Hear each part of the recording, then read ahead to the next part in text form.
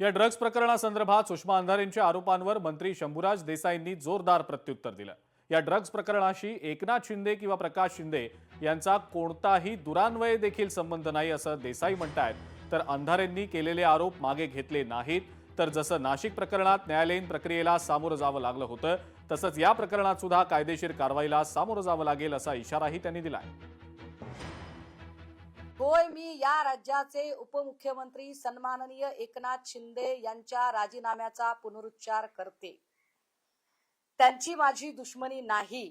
एकनाथ शिंदेंनी माझा बांध कोरलेला नाही। त्यांनी माझ्या केळी नारळीच्या बागा तोडलेल्या नाहीत। एकनाथ शिंदेंच्या बद्दल मला सहानुभूती आहे, परंतु माझा सरळ साधा मुद्दा आहे की जर एखाद्या ठिकाणी मंत्रिपदाच्या प्रिव्हिलेजमुळे एखादी व्यक्ती वाचत असेल तर त्यांचे राजीनामे झाले पाहिजेत, असंच आपण म्हणत आलो ना। महाविकास आघाडीच्या लोकांनी हसत हसत राजीनामे दिले। विलासरावजींनी बॉम्बस्फोटानंतर दिला होता। आर पाटील साहेबांनी एका छोट्या स्टेटमेंट नंतर दिलेला होता।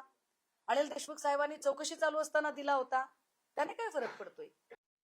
श्रीमती अंधारेंना सांगतो की आदरणीय शिंदे साहेबांचा आणि प्रकाश शिंदे साहेबांचा दुरान्वयानंही या प्रकरणाशी कसलाही संबंध नाही।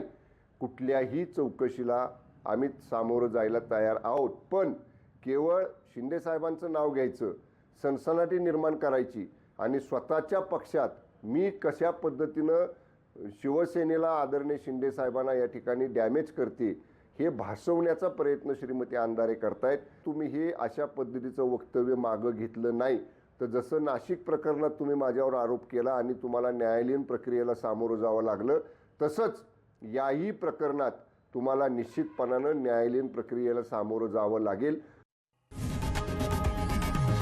लोकशाही मराठी ऐका, पहा, जागरूक रहा।